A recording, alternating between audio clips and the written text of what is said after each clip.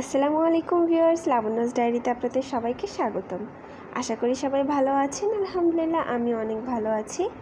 আবারও চলে আসলাম আমার নতুন আরেকটি ভিডিও নিয়ে। আশা করি সবার ভালো লাগবে। আমার ভিডিওটি যদি আপনাদের ভালো লেগে থাকে তাহলে অবশ্যই লাইক কমেন্ট করবেন। আর যারা আমার চ্যানেলটি এখনও সাবস্ক্রাইব করেননি তারা অবশ্যই আমার চ্যানেলটি সাবস্ক্রাইব করে দিবেন। তো আজকে আম্মু একটু অসুস্থ, মানে আমাদের ঘরে সবাই প্রায় অসুস্থ, কিন্তু আম্মু একটু বেশি অসুস্থ।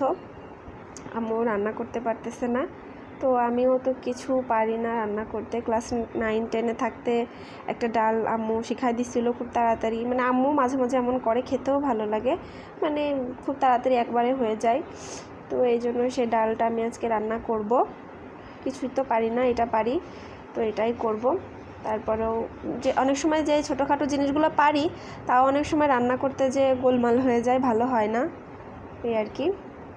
তো আমি এই জন্যই রসুন, পেঁয়াজ আর কাঁচা ঝাল কেটে নিচ্ছি।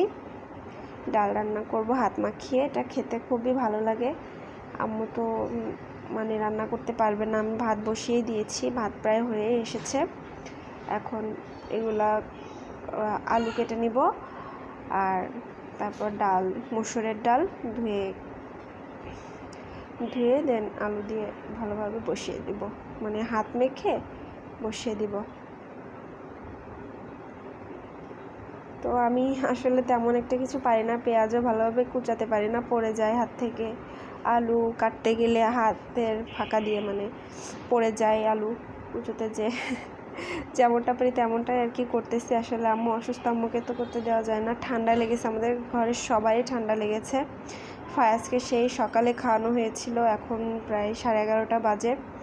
তো আমি ফায়াজকে আম্মু যেমন সুন্দর করে সুজি করে খাওয়ায় সেটা আমি পারি না। তো ঘরে যা আছে তাই দিয়ে ফায়াজকে একটু খাওয়াবো। আজকে ফলের ঝামেলা করতেছি না, ফায়াজকে পাউরুটি আর বিস্কিট দুধ দিয়ে ভিজিয়ে ওকে খেতে দিচ্ছি। ও আসলে খেতে চায় না, খাওয়া নিয়ে ঝামেলা আমরাই করি, কিন্তু ও খেতে চায় না, 2-1 চামচ গালে দিয়েই শেষ।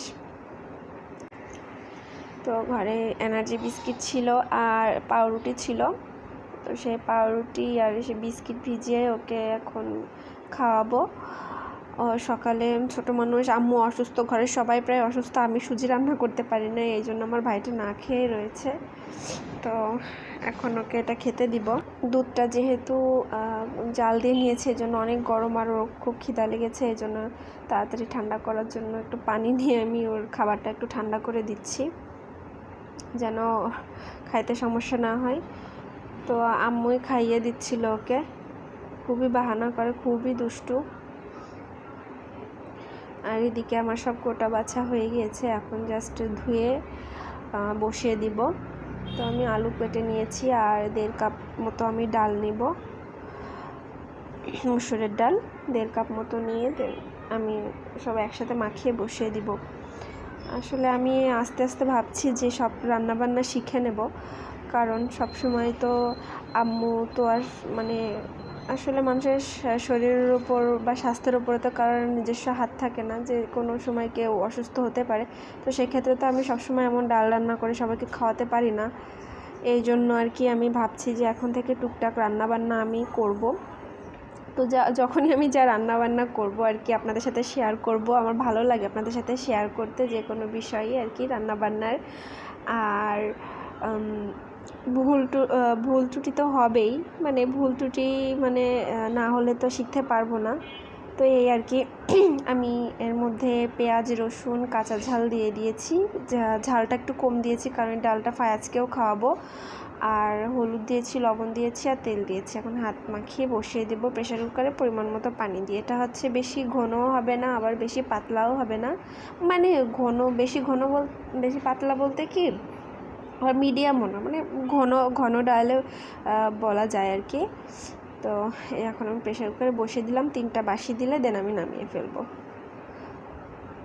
তো আমার ডালটা রান্না করা শেষ, এই যে এটার ফাইনাল লুক। আমার কাছে কেমন যেন মনে হচ্ছিলো একটু হলুদ কম হয়ে গিয়েছে, আসলে আমি একটু কমই দিই, লবণটাও কম হয়ে গিয়েছিল। তো লবণটা নিয়েই খাওয়া যায়, এটা কোনো বিষয় না। তো আজকে দেখছি আমার ভাই খুব পড়াশোনা করতেছে, কারণ স্কুল থেকে তো কোনো ফাইনাল পরীক্ষা টরীক্ষা নিচ্ছে না, কিন্তু বাসায় প্রশ্ন দিয়ে দিয়েছে, হাতে টাইম দিয়ে দিয়েছে 3 দিন। তো এর মধ্যে সব প্রশ্ন লিখে কমপ্লিট করে নিয়ে যেতে হবে। তো সে বেচারা এখন নাকে মুখে লেগে গিয়েছে, যে টাইম দিয়েছিল তার কালকে এটা জমা দিতে হবে। 2 দিন সে পড়াশোনা করতেই বসেনি, এখন কালকে জমা দিতে হবে। সে এখন এগুলো নিয়ে বসেছে। তো আমি সেগুলো চেক করছিলাম যে এতগুলো প্রশ্ন ওর সব কমপ্লিট করতে হবে, সব লিখে দেন স্কুলে জমা করতে হবে। তারপরে এটার উপরে হয়তো ওদের কোনো মার্কস দিবে, যেহেতু করোনার জন্য স্কুলের পরীক্ষা হচ্ছে না, আর ও ক্লাস 9-এ পড়ে। তো এই আর কি, আজকে সন্ধ্যার সময় নাস্তাটা আমি বানাবো। আমি সবসময় সন্ধ্যার নাস্তাটা আমি রেডি করি। তো আজকেও নুডলস রান্না করব ইনশাল্লাহ। আজকে মনে জোর আছে, তো আজকে আমি আমার মতো করে নুডলসটা রান্না করবো, মানে আমার মতো না, সবাই যেমন রান্না করে আর কি তেমনই। নুডলস রান্না করার জন্য আমি আলু টিউব করে কেটে নিয়েছি ছোটো ছোটো করে।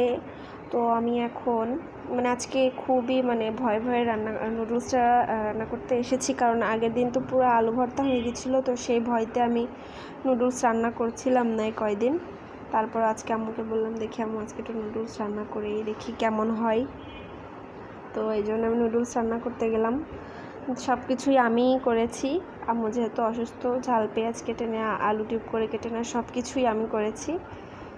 তো এই আর কি, এখন দেখা যাক নুডলসটা কেমন হয়। 2টা ডিম নিয়েছি, আমি কোকোলা নুডলস নিয়েছি।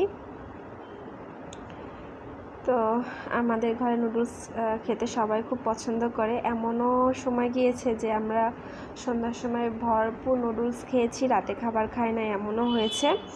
আমি আর আমার ভাই নুডলস খাইতে খুবই পছন্দ করি, আম্মু নুডলস খাইতে খুব পছন্দ করে। আমাদের প্রায় সময় নুডলস করা হতো আগে, কিন্তু ইদানিং একটু ঝামেলার কারণে আসলে আমি এই যে ইউটিউবে ভিডিও যখন করতেছি থেকে তখন আমার এইসব দিকে একটু নজর দেওয়া কমে গিয়েছে। কোনটা করব শর্টে যেটা হয়ে যায় আর কি, সেটাই করার চেষ্টা করি সবসময়। ইউটিউবের ভিডিও তৈরি করার যেদিন থেকে শুরু করছি। তো এই আর কি, নুডলসটা এবার আজকে দেখলাম যে বেশি একটা সেদ্ধ হয় না। আমার নুডলসটা সেদ্ধ করাটা বেশি হয়ে যায় সবসময়, এটা হচ্ছে আমার মেন প্রবলেম। কিন্তু আজকে দেখলাম যে একদম পারফেক্ট সেদ্ধ হয়েছে। তো আমার নুডলস রান্না করা শেষ, এখন আমি সার্ভ করে নিব। আর এদিক থেকে চা বসিয়ে দিয়েছি। চা তো আমাদের সকাল সন্ধ্যার সাথী, চা না খাইলে ভালো লাগে না। আর ইদানিং তো আমাদের খুবই ঠান্ডা লেগেছে, আমাদের সবার গলা ফ্যাসফ্যাসে হয়ে গিয়েছে, কথাও তেমন একটা ভালোভাবে বলতে পারছি না, গলার মধ্যে যেমন কেমন একটা চুলকাচ্ছে, সুরসুরি দিচ্ছে আর কি। এই যে নুডলসটার ফাইনাল লুক। তেমন কিছু দিতে পারিনি, শুধু আলু দিয়েই করছি। আর চাটা বানাইছি, তো বাসায় আদা ছিল না, তো শুধু লং দিয়ে করছি, কারণ আর বেশি লিকার দেয় নাই, হালকা লিকারেই করছি। একটু বেশি বেশি করে সবাই চা নিয়েছি যেন ভালো হয় আর কি। তো আমার ভিডিওটি আজ এই পর্যন্তই ছিল। আশা করি সবার ভালো লেগেছে। ভালো লেগে থাকলে অবশ্যই আমার চ্যানেলটি সাবস্ক্রাইব করবেন। তো ভালো থাকবেন, সুস্থ থাকবেন। আল্লাহ হাফেজ, আসসালামু আলাইকুম।